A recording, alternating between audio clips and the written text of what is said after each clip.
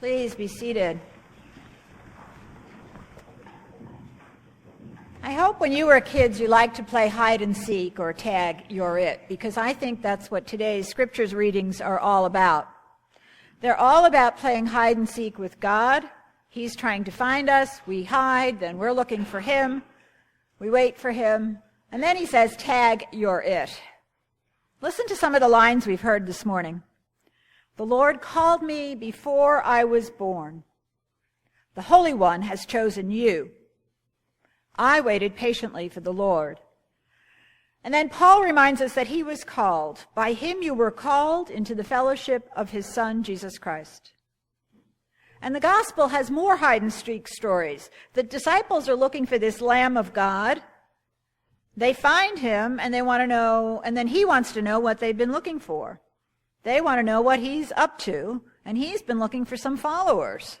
And he calls them, come and see, come out of hiding.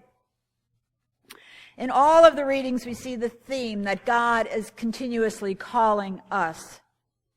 In the Old Testament, we hear all the wonderful imagery of Isaiah. This part of the prophet's writing occurs in the time when the Babylonian exile was ending. Isaiah's writings are filled with hope for the redeemed Israel of God, the servant of the Holy One. He compares the nation that was unfaithful before the exile to the new nation that has learned its lessons and is redeemed by the grace of God and the faithfulness of God, who was always there, not hiding. What is so clear to Isaiah's original audience and now to us is that we have been known by God from the very beginning of time. He is the one who formed me in the womb to be his servant. This God of all times, God of past, present, and future, knows us before we were even formed, and he calls us to be his. But wait, there's more. He calls us not just to be servants, but to be the light to the nations. So we can sit here in the glow of that light and be very pleased with ourselves, being chosen, being called. And then we realize that that call means we've got some work to do. To be a light to the nations so that my salvation may reach to the ends of the earth. We can't just hoard this glow.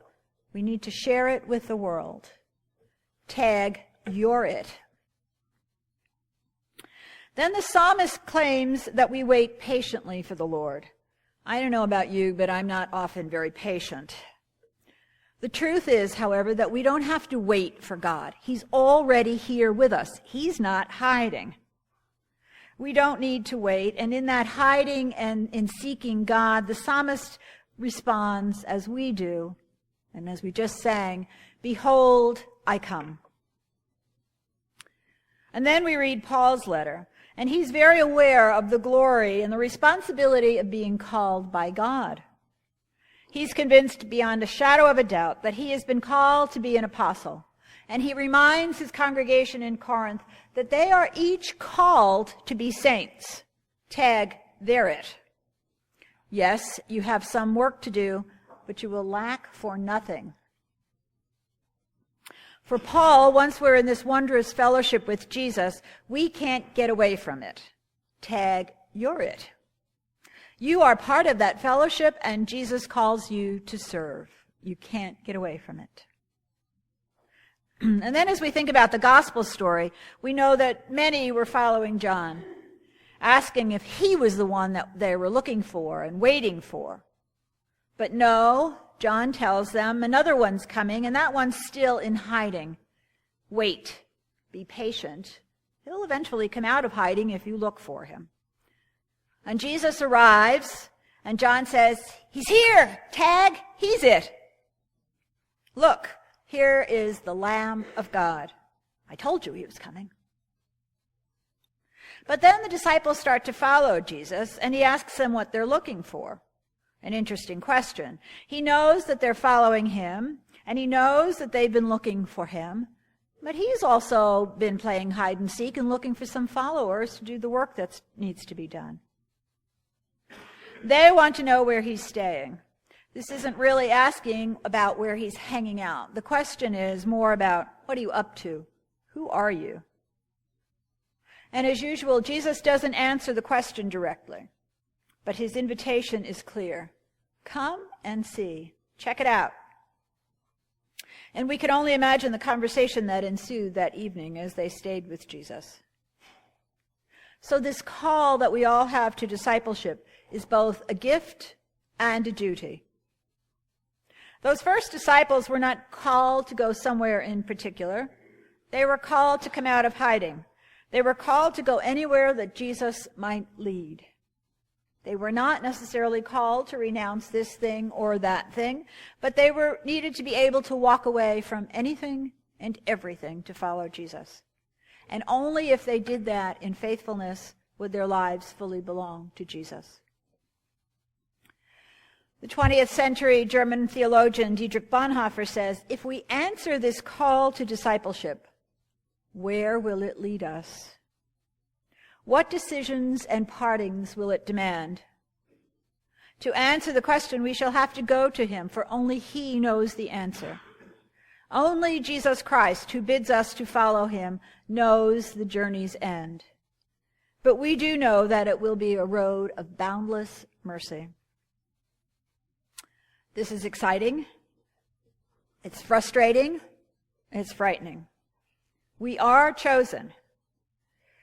We are tagged. We are called by God. And we don't know quite where we're going. It's hidden. But we are absolutely sure that Jesus is not hiding and that he is there with us. Come and see. We really need to come and see to understand, or even to begin to understand. And our community of faith is journeying with us as we explore. So come and see, again and again and again. Come and see and find that deep love of God, for God, and by God. Come and see the Lamb of God on whom the Spirit descends like a dove. Come and see Jesus, the Rabbi, who teaches us and shepherds us and doesn't hide. Come and see Andrew and Simon Peter, who drop their nets and leave everything behind to follow Jesus. The invitation was offered to those disciples centuries ago, and it's offered to us again and again. Play hide and seek with God so you can come out and see. Come and see, be enriched in Jesus, in speech and in knowledge and in service. Come and see that God is faithful and has been seeing us and not hiding, and that we are all called to be saints. Come and see that we too can declare with confidence, we have found the Messiah. He is not hidden.